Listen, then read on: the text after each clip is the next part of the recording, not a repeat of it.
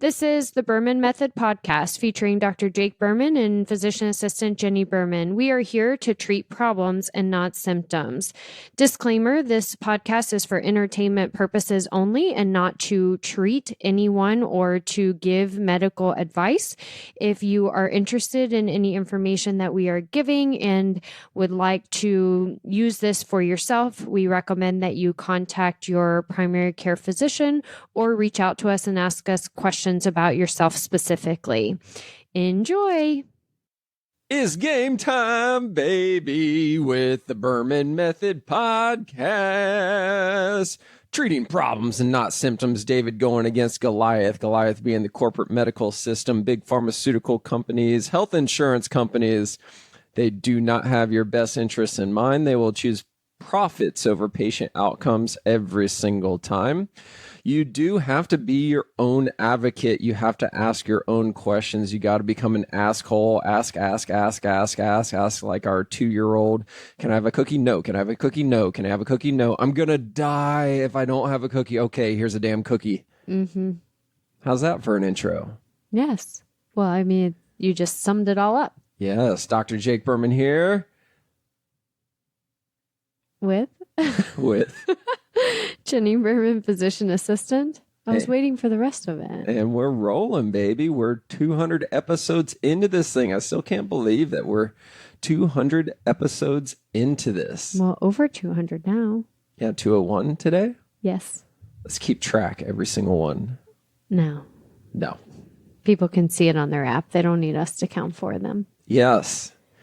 Make sure you leave us some comments, email comments. We want to hear what your questions are. What are we not being clear enough on this podcast? What questions do you have that you want us to answer on this podcast? So email us, text us, snail mail, carrier pigeon, smoke signal, Facebook message. Yeah, DM us. DM, that would be the most normal one these days. Yeah. So Jenni and I met this past Friday, and we spent the whole entire day meeting, talking about where is this business going to, how are we going to make things better, what's the next step for Berman Physical Therapy, Berman Health, Berman Golf, and there's some exciting things on the horizon. One thing that came up, though, as we were talking about how do we integrate products, for example, we've known for years now that people that have back pain could benefit significantly from healing their gut. We know that people that are trying to improve their golf swing could benefit significantly from going to the PT room. We know that people that are coming in for gut issues could benefit significantly from these regenerative therapy modalities that we purchased. That was part of the reason why I spent $50,000 last month, was to help augment these services. But what was the one thing that we found in common amongst all three? The one thing that could significantly help how much progress you are getting in whatever program you signed up for. And what we decided upon, and what we know based on fact, not just our opinion on what we decided, but based on facts, is stabilizing blood sugar and really evaluating blood sugar over a 24-hour period for 2 weeks, utilizing a continuous glucose monitor can prove the most effects across the board between wellness, PT, and golf. Yeah. And when you think about it that way, it's such a simple thing and easy. It is simple and easy to evaluate, may not be as easy to actually fix the problems that the CGM is showing. But the thing about it is every time you bring up blood sugar to a PT patient or to somebody that's going through a golf game and doing phenomenal on the front nine, they do pretty good on holes 10, 11, 12, and then they just fall off. And the things that we want to talk about and that we try to talk about, and so many people shoot it down so immediately, is blood sugar control. And the reason everybody shoots it down, even my wellness clients that come in for gut health issues, we start talking about blood sugar control to be able to heal the gut and to help with recovery and regenerative medicine. So we start talking about blood sugar and they immediately shoot it down and say, I don't have a blood sugar problem. I don't have diabetes. It doesn't even run in my family. And it's primarily due to primary care doctors telling you, okay, your blood sugar's normal, so you're normal. You don't have any blood sugar issues. When that snapshot of your blood sugar on your fasting blood work in the morning is just that. It is a snapshot at that second of what your blood sugar is doing. It's not evaluating the 24-hour blood sugar over a 2-week period or a month-long period or a 3-month period, where that's actually what's stimulating so much inflammation internally in our body. That's crucial right there, because I'm guilty of this myself, where I was a naysayer where I'm going, I don't have a problem at all. I can eat 17 cookies and not have a problem at all. I don't have a blood sugar stability issue. And it wasn't until I actually wore a CGM, continuous glucose monitor, where I was like, oh my gosh, my blood sugar is never dropping below 100. And just to put things into context, that's not okay for somebody in my age range and quote unquote the shape that I'm in. Mm-hmm. That's not okay. That's indicative of setting myself up for pre-diabetes over the next 10 to 20 years. So seeing the numbers in real time was the biggest thing. And as soon as this episode's over, I'm actually going upstairs and putting another CGM on because it's time. Mm-hmm. It's something that should be done regularly because it gives you the numbers in real time, and you can't deny the numbers. Right. You can sit here and say, I don't have a blood sugar stability problem because I feel fine. I'm not crashing. I don't have it in my family. But until you actually see the numbers don't lie. They are what they are. And that's when you'll actually make changes that positively affect you. Right. And so many people don't understand the effects that unstable blood sugar can have. And again, they say, oh, my fasting blood sugar in the morning's fine, or I don't have a weight problem. I haven't gained weight. Like you said, I'm not crashing. I'm not feeling this wooziness like my blood sugar is crashing. They don't realize that there's so many other symptoms that can be associated with elevated or unstable blood sugar levels, meaning the blood sugar is climbing and dropping and climbing and dropping through the day and night.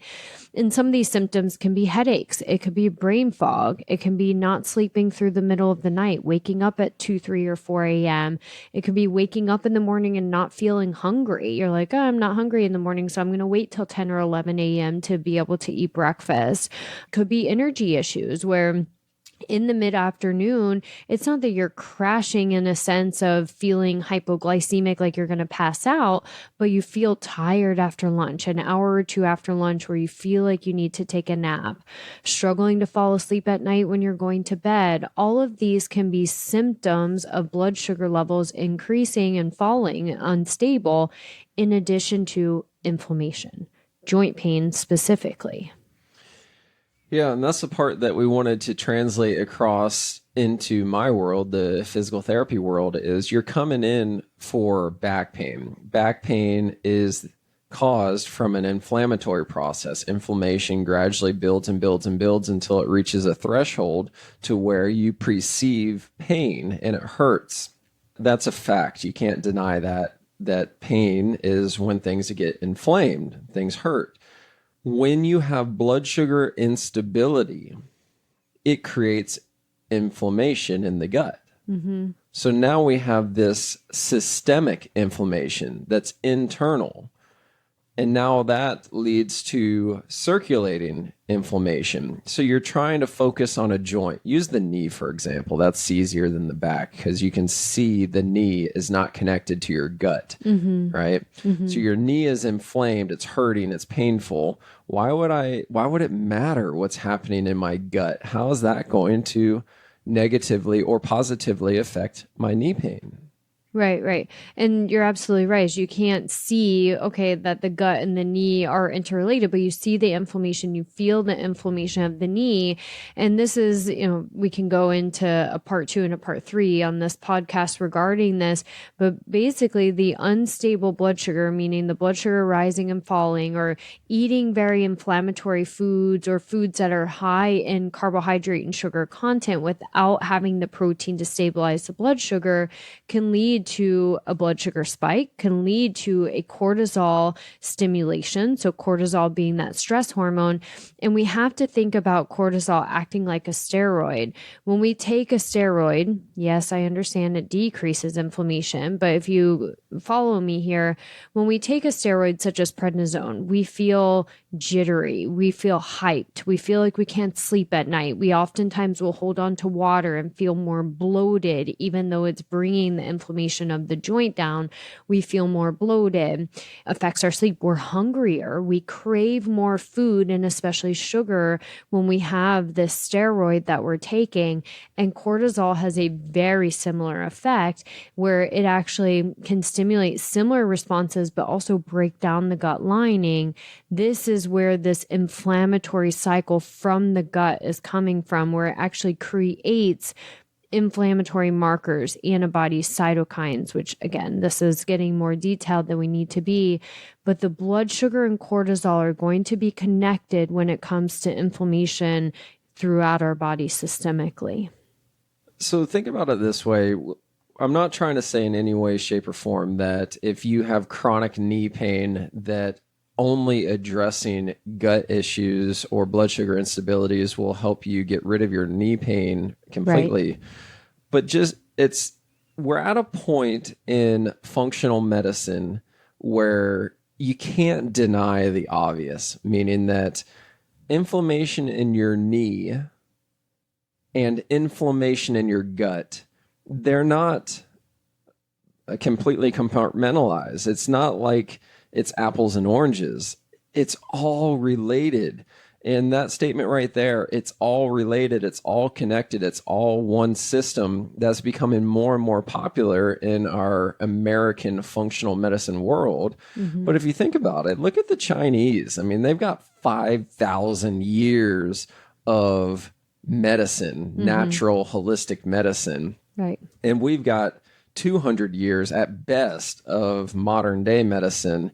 You would think that we would take more notes. You would think that us as Americans would be way more open to what the rest of the world, including China, is doing with medicine.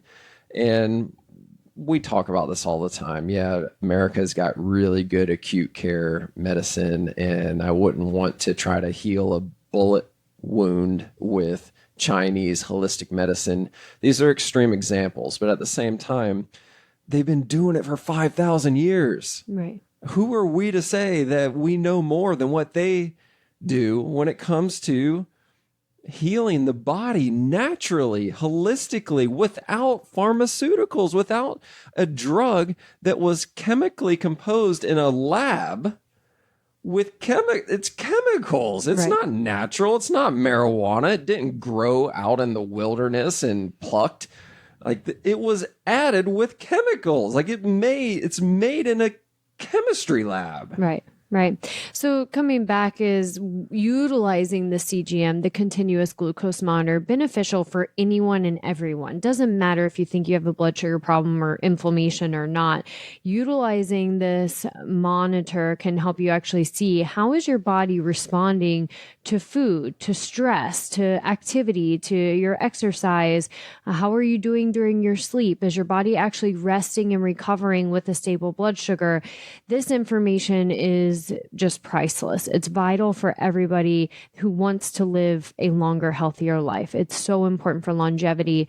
The best part about it is it's non-invasive. It doesn't hurt to wear it. It's not like you're going and having a procedure done. You can stick it on yourself by any means. You can put it on yourself on the back of your arm, or some people wear them on their leg or on the abdomen, different places that you can wear them. They're tiny nowadays, where they used to be much bigger monitors. Now they're super tiny and non-invasive. Non-invasive in real time. So We are recording this in September right now, so mid-September, and we went on 4 trips to the Keys this summer. And on these trips to the Keys, the diet's out the window. Like, it is just pretty much non-existent. Speak for yourself. Well, for our normal diet, right? That's true, yeah. So for our normal diet, it's just out the window, where the water intake is the biggest one. Mm-hmm. When we're on the Keys trips, my water intake for those trips is cutting at least half, probably a quarter of what I would normally get in on a daily basis. And it just throws everything off. So here we are in September. Summertime's officially over. Wah, wah. And I want to know what's happening. Like, how much damage did I do this summer? Or how much damage did I not do? I don't know. Right now, all I know is that I don't know. And the quickest way to know is to get the numbers in real time. Within minutes, you'll see what the numbers are. And you can't deny it. It's sent right to your phone. You can see it on an app. You can see it spike. You can see it drop. You can see it stay flat and stable. But it gives you immediate feedback. And the thing that I'm looking forward to the most is, am I still eating enough protein? Am I still eating enough cooked vegetables? Because I don't know. Mm-hmm. It's been 6 months minimum since I've worn one.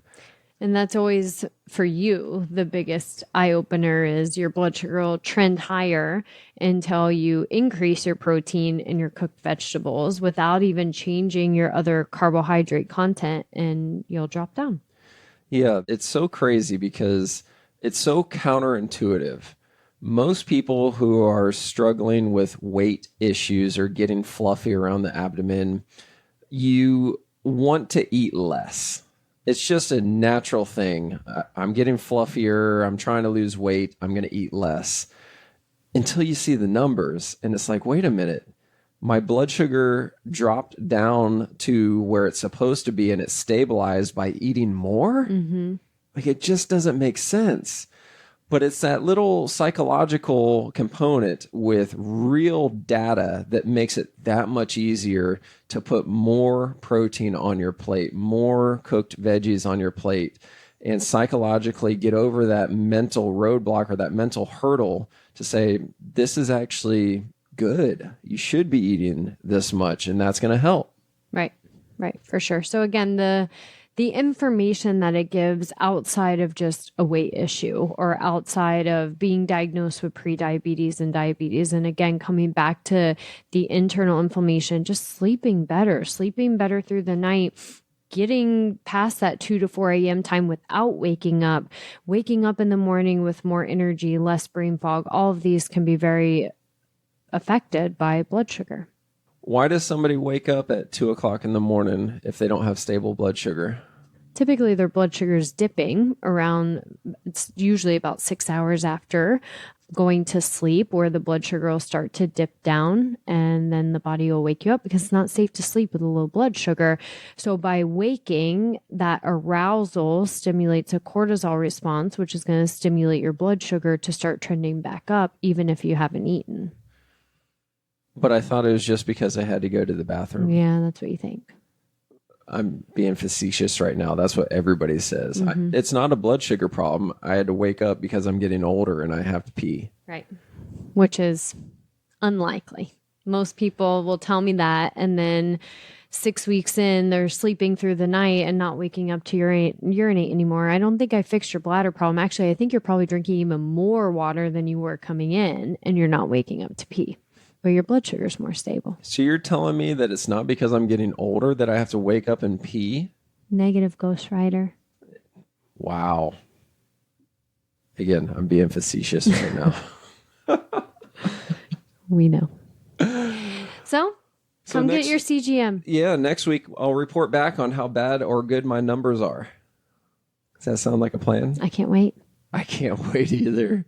Like, subscribe, share. Let us know what your comments are. So DM us. That's on the socials.